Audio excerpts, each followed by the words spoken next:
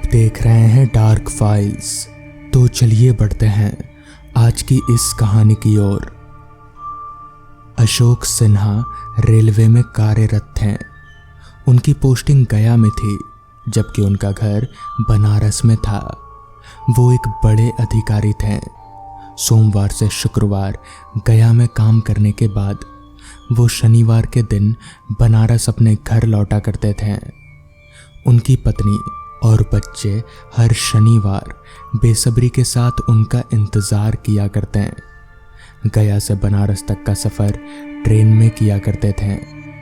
गया से बनारस 250 किलोमीटर है। 5 घंटे का रास्ता होता था। अशोक सिन्हा अपना कामकाज खत्म करके शुक्रवार की रात 10 बजे काशी एक्सप्रेस पकड़कर गया से बनारस जाया करते थे। ये ट्रेन करीब 2:15 बजे रात को बनारस स्टेशन पहुंच जाती थी। घटना वाली शाम को अशोक अपना कामकाज बंद करके घर जाने के लिए अपना सामान पैक किया। उन्होंने अपने बच्चों के लिए उनकी पसंद की खूब सारी चीज़ें जैसे तिलकुट और गया के प्रसिद्ध केसरिया पेड़े भी ले लिए थे। सभी चीज़ों को अपने बैग में डालकर वो स्टेशन पर ट्रेन आने का इंतज़ार करने लगे। नसीब से उस दिन ट्रेन सही समय पर आ गई। 10:10 को वो ट्रेन में बैठे। ट्रेन के चलने के कुछ देर बाद ही कब उनकी आंख लग गई पता ही नहीं चला। नींद में 5 घंटे कब बीत गए इसका उन्हें पता तक ना चला। चलो भैया, बनारस आ गया, कोई ज़ोर से आवाज़ लगा रहा था। लोगों का हुजूम जल्दी जल्दी स्टेशन पर उतर रहा था।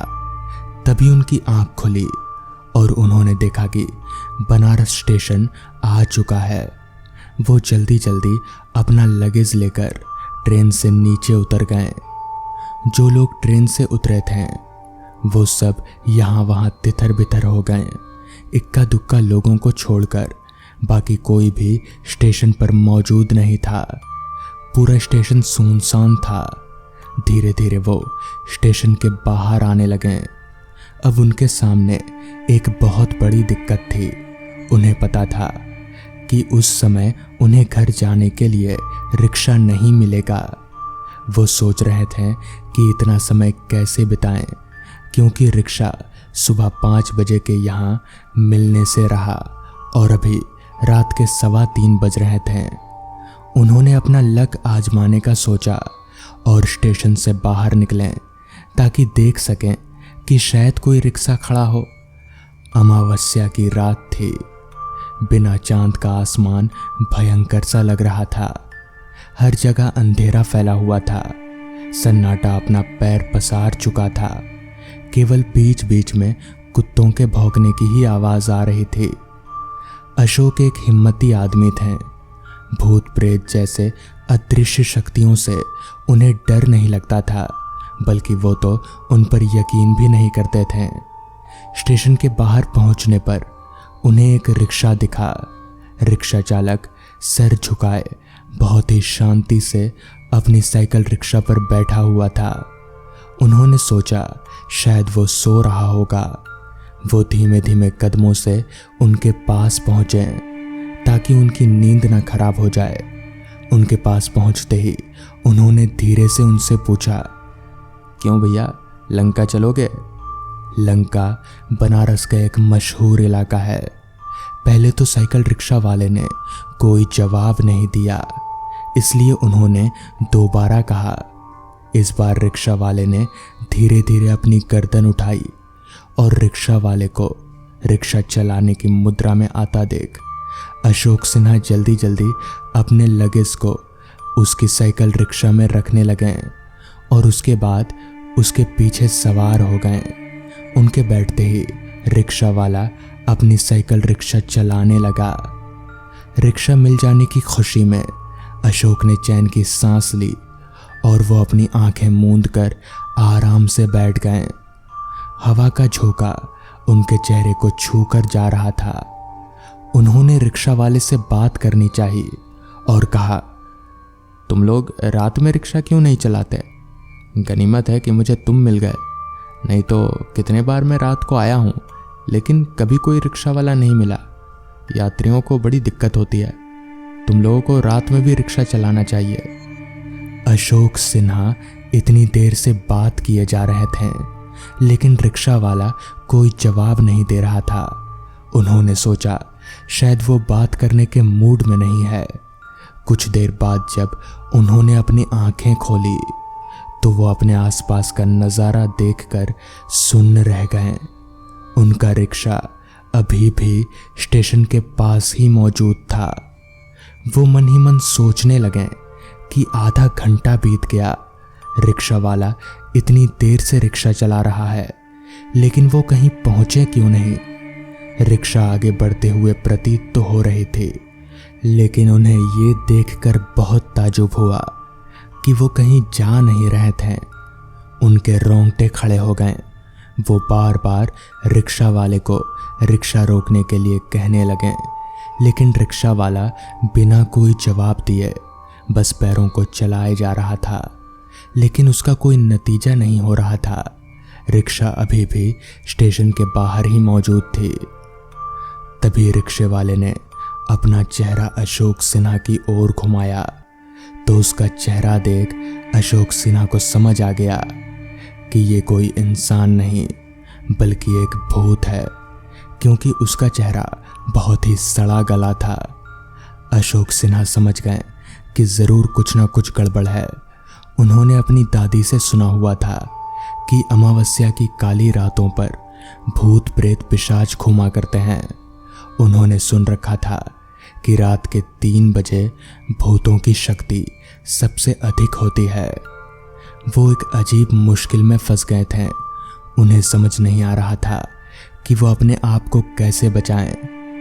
तभी उन्हें याद आया उनकी दादी की कही गई बात और उन्होंने तुरंत हनुमान चालीसा का पाठ करना शुरू कर दिया, जिससे उस रिक्शा वाले ने रिक्शे का पेंडल मारना बंद कर दिया।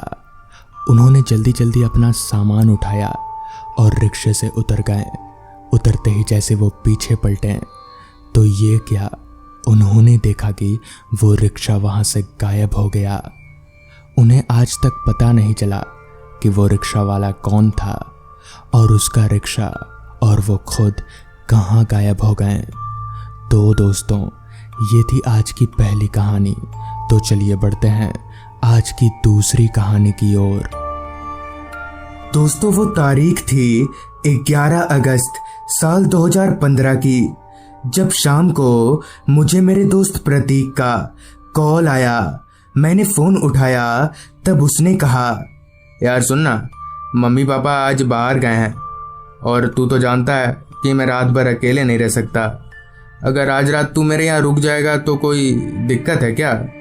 प्रतीक की सारी बात सुनकर मैं बोला, अरे कोई नहीं, आ जाऊंगा। बोल कितने बजे आना है? इस पर प्रतीक ने कहा, जब तेरा मन करे, बस रात 9 बजे से पहले आ जाना। और इतना कहकर प्रतीक ने फ़ोन रख दिया। खैर, मैं जल्दी जल्दी काम निपटाने लगा ताकि जल्द से जल्द प्रतीक के घर पहुंच सकूं और सारा काम निपटाकर तकरीबन 8:30 बजे तक अपनी मोटरसाइकिल से प्रतीक के घर की ओर निकल गया। आसमान में काले बादलों का जमावड़ा देखकर मैं बाइक को तेजी से भगाने पर मजबूर था, क्योंकि बारिश किसी भी वक्त आ सकती थी और इस बार तो ऐसा लग रहा था जैसे कोई बड़ा तूफान आएगा। खैर, कुछ देर बाद मैं प्रतीक के घर पहुंचा। प्रतीक का घर काफी अजीब सी जगह पर था। आसपास ना तो वहां कोई दूसरा घर था और ना ही कोई दुकान, जिस पर मैंने मन ही मन कहा, अब पता चला साले को इतना बड़ा घर सस्ते में क्यों मिल गया। मेरी बाइक की आवाज सुनकर प्रतीक ने दरवाजा खोला। मैंने बाइक को घर की बाउंड्री के अंदर एक शेड के नीचे रख दिया ताकि अगर बारिश हो भी तो मेरी बाइक भीगे नहीं, और बाइक रखकर हम दोनों अंदर दाखिल हुए। प्रतीक का घर सच में काफी बड़ा था और इतने बड़े घर में अकेले प्रतीक तो क्या, कोई भी डर जाएगा। खैर अभी मैं अपनी आंखें फाड़कर उस घर को निहार ही रहा था कि प्रतीक बोला, चल मेरे कमरे में, खाना मैंने बाहर से ही मंगवा लिया था, चल वही खाते हैं। प्रतीक के बोलते ही हम दोनों उसके कमरे की तरफ जाने लगे। फिर उसके कमरे में जाकर हमने कुछ देर बातें की और बातों ही बातों में मैंने प्रतीक से पूछा, यार तेरा इतना बड़ा घर है, तुम लोग एक वॉचमैन क्यों नहीं रख लेते हो? जिस पर प्रतीक ने अपनी पेशानी की लकीरों को चढ़ाते हुए कहा, हमने एक बार नहीं बल्कि 3-3 बार वॉचमैन रखा था, मगर सबने 2-3 दिन में नौकरी छोड़ दी। वो सब हमारे घर के पीछे जो कब। ये बोलते बोलते प्रतीक रुक गया।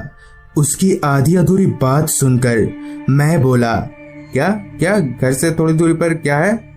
इस पर प्रतीक विषय बदलते हुए बोला, छोड़ना वो सब, चल खाना खाते हैं और सो जाते हैं, बहुत तेज बारिश आएगी लगता है, बाकी बात मैं कल सुबह बता दूंगा।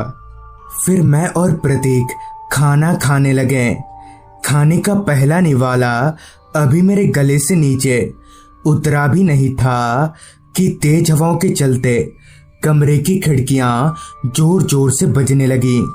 बाहर तूफान और बारिश दोनों ही शुरू हो चुकी थी। खाते खाते मैं उठा और खिड़की की ओर बढ़ने लगा। तभी मुझे किसी आदमी की चीख सुनाई पड़ी। मैं प्रतीक की ओर पलटा और बोला, यार शायद कोई चिल्ला रहा है। इस पर प्रतीक ने दीवार में टंगी घड़ी की ओर देखा। तब रात के 9 बज रहे थे और फिर वो बोला, ना ना तेरे कान बज रहे हैं, खिड़की बंद कर और आ जा यहाँ। मुझे भी लगा शायद ऐसा ही कुछ होगा, लिहाजा मैंने खिड़की बंद किया। खाना खाकर कुछ देर और हमने बातें की। फिर बिस्तर पर लेटे लेटे ही मैं कब सो गया कुछ याद नहीं। पता नहीं कितनी देर बाद, मगर जब मेरी आंख खुली तो मेरे कानों में वही चीख गूंज रही थी जिसे मैंने खिड़की बंद करते वक्त सुना था। मैं झट से उठकर बैठ गया और कमरे के चारों तरफ देखने लगा। हैरत की बात तो ये कि रूम की सारी खिड़कियां बंद होने के बावजूद भी वो आवाज मुझे साफ तौर पर सुनाई दे रही थी। मैंने प्रतीक की ओर देखा तो वो गहरी नींद में था और प्रतीक को देखने के दौरान ही मेरी नज़र तकिए के बीच में रखी बैटरी टॉर्च पर गई। मैंने वो टॉर्च उठाया और प्रतीक के कमरे से होकर घर से बाहर निकलने लगा, ये पता लगाने के इरादे से कि आखिर ये आवाज़ है किसकी और कहाँ से आ रही है। मैं जब घर से बाहर निकला तो तब तक बारिश और तूफान दोनों ही थम चुके थे, मगर वो चीखने की आवाज़ और तेज हो गई। लिहाजा मैं टॉर्च को आगे रखकर और उस आवाज़ को सुनते हुए उसकी ओर बढ़ने लगा। आसपास सिवाय मेरे और कोई इंसान नहीं था। मेरी कदमों के अलावा सिर्फ रात कीड़ों की आवाज़ ही थी उस रास्ते पर। उस आवाज़ का पीछा करते करते मैं प्रतीक के घर से थोड़ा दूर आ चुका था। तभी चलते चलते मेरे कदम एकदम से ठहर गए, क्योंकि वो आवाज़ एकदम तेज हो चुकी थी। इसका मतलब था कि आवाज़ यहीं कहीं से आ रही है। आसपास देखा तो पाया कि मेरी दाईं ओर एक पुराना सा कब्रिस्तान है जिसकी दीवारें जगह जगह से टूटी हुई थी। अभी मैं उस कब्रिस्तान में जाने के लिए थोड़ा आगे बढ़ा ही था कि तभी पीछे से किसी ने मेरे कंधे पर हाथ रखा। मैं झट से पीछे मुड़ा तो प्रतीक था। तभी मैंने कहा, हो तू है, पर तू तो सो रहा था ना। इस पर प्रतीक बोला, वो सब छोड़, तू यहाँ क्या कर रहा है? तेरी छानबीन वाली आदत गई नहीं अभी तक? यहाँ रुकना ठीक नहीं है, चल घर चल। इस पर मैंने बोला, रुकना, यहाँ तक आ गए तो देखते हैं कि आवाज़ है किसकी। जिस पर प्रतीक ने थोड़ा गुस्सा होते हुए कहा, अबे तू पागल है क्या? तुझे इस कब्रिस्तान के बारे में भी पता नहीं है, इसलिए तू ऐसा बोल रहा है। पहले पहले तो प्रतीक अंदर ना जाने की जिद पर अड़ा रहा, मगर जब मैंने जिद पकड़ी अंदर जाने की तो उसे झुकना ही पड़ा। फिर मैं और प्रतीक कब्रिस्तान की उस टूटी हुई दीवार को फान कर अंदर दाखिल हुए। तो जैसे ही हमने कब्रिस्तान के अंदर पैर रखा कि वो चीखने की आवाज और भी तेज हो गई। खैर मैं और प्रतीक आगे बढ़ते रहे। चूंकि वो कब्रिस्तान काफी पुराना था, इसलिए कहाँ कब्र है और कहाँ जमीन उतना समझ नहीं आ रहा था। अभी हम लोग थोड़ा भीतर गए ही थे कि अचानक ही मुझे ऐसा लगने लगा जैसे किसी ने मेरा दाहिना पैर पकड़ कर रखा हो, क्योंकि मैं चलने के लिए अपना दाहिना पैर उठा नहीं पा रहा था। मैंने जब अपने पैर की ओर देखा तो मेरे पूरे शरीर में एक सिहरन सी दौड़ गई, क्योंकि जमीन से निकले एक हाथ ने मेरा पैर पकड़ रखा था। मैंने एक झटके से अपना पैर छुड़ाया, जिस पर प्रतीक ने कहा, संभल कर चल, किसी कब्र में मत चढ़ जाना, देखा ना ये कब्रिस्तान कितना खतरनाक है। अब मैं भी समझ गया था कि यहाँ सब कुछ गड़बड़ है, मगर मैं डरा नहीं और प्रतीक के साथ आगे बढ़ता रहा। अभी हम लोग उस जगह से थोड़ा आगे गए ही थे कि तभी मेरी नजर पास ही में मिट्टी के टीले पर बैठे एक आदमी पर गई, जो कि अपना सिर झुकाए जोर जोर से रोए जा रहा था। उसकी चीख इतनी दर्दनाक और कर्कश थी कि मैं चुप नहीं रह पाया। अरे भाई साहब, क्यों रो रहे हैं आप? और इतनी रात को कब्रिस्तान में क्या कर रहे हैं आप? जिस पर उस आदमी ने कहा, मुझे अपने घर ले चलो। और ये बोलते हुए जैसे ही उस आदमी ने अपना चेहरा उठाया तो मेरे होश उड़ गए, क्योंकि उसका चेहरा पूरा सड़ा हुआ था, जिससे मांस लटक रहा था। ये सब देखकर मैं और प्रतीक वहां रुक नहीं पाए और हमने घर की ओर दौड़ लगा दी। कुछ देर ऐसे ही भागने के बाद प्रतीक ने कहा, ठीक है, वो कब्रिस्तान से बाहर नहीं आ पाएगा। देखा, मैंने कहा था ना, वो कब्रिस्तान भूतिया है और वहां से चीखने की आवाजें आती रहती हैं। चल ठीक है, तू डर मत।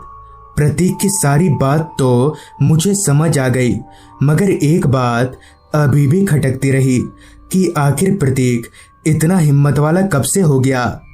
खैर कुछ ही देर में हम लोग प्रतीक के घर के दरवाजे पर थे।